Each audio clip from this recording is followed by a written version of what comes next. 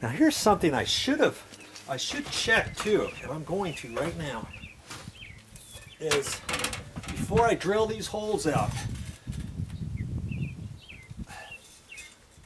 I'm going to hold that up there, close the screen, and I'm going to hold this top piece up there, okay? Because it sets on top of there, and ultimately it's going to split the difference to left to right.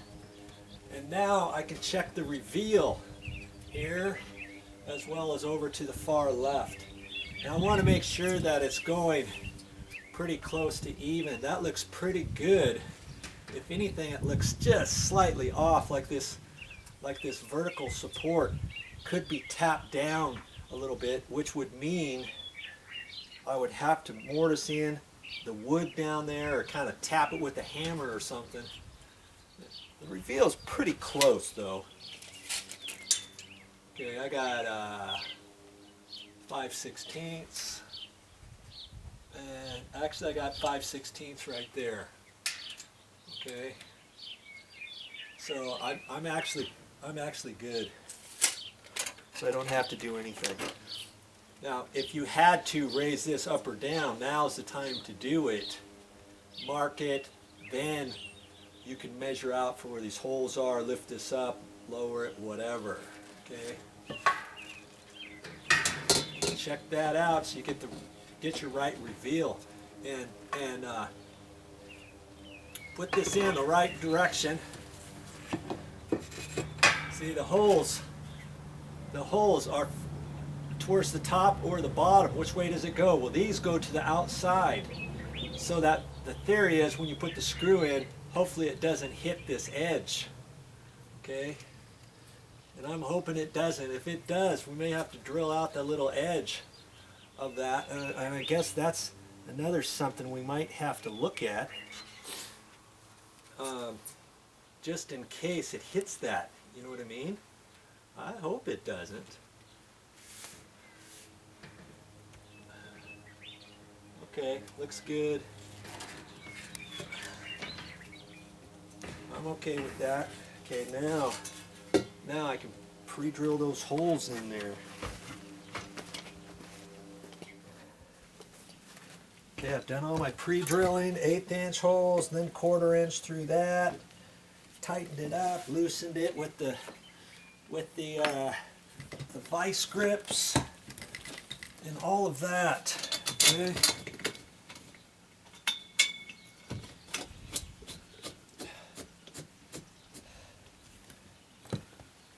I'm just gonna set this where it needs to go. Just hand tighten those, just get them started, you know, like that. Man, I'm still having the sniffles. I'm right where I need to be on the mark, and that's right where the hole is. Thank you very much.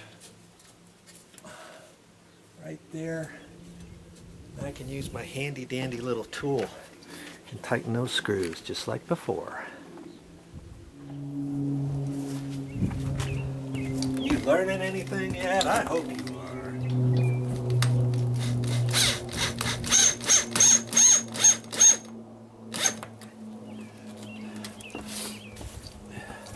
Before I do the middle one, I probably should make sure to line up the top one. In fact, the top one basically is going to go where it's going to go, right? But ideally, there could be just a smidge of adjustment you can do before getting this tight all the way. I'm going to get this snug. And if I have to adjust a little bit, I can whack this with a piece of plywood, or, you know, put a block of wood up there and hit it with the hammer, adjust it to the right or left. Gotta get up here, hold it on my line at the top.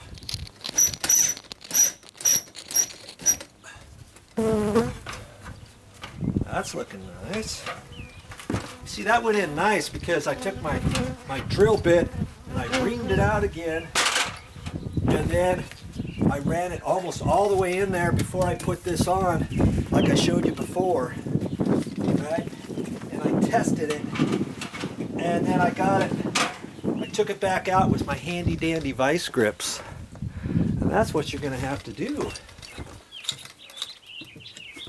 So I can pull this back, see where I need to go, and then let off on that.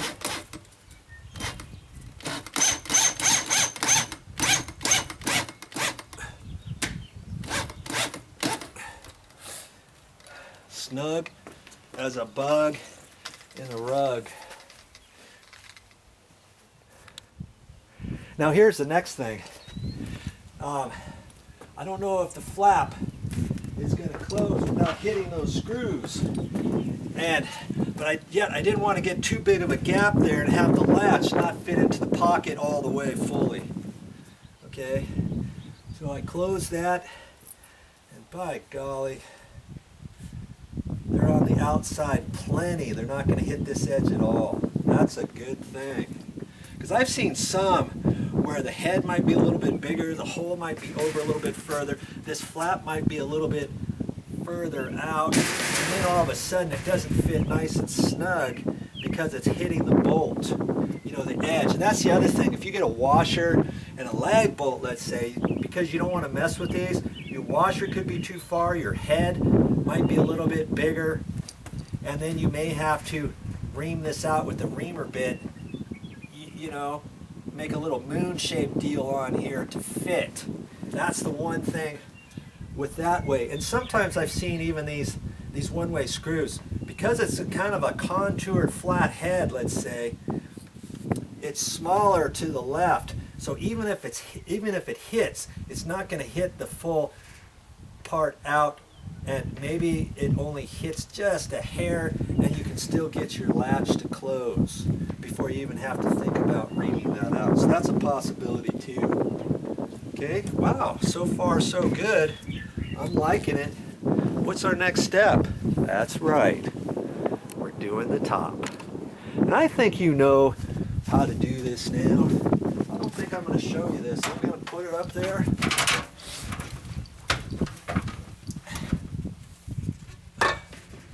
I'm going to line it up and make sure I've got it. You know, if it needs to stick out a 16th here and a 16th to the left, I can. In this case, it's almost flush. I'm feeling it with my fingers, and I know that's exactly where I want it. So I'm going to make some pilot holes and do my drill thing again and get her up there.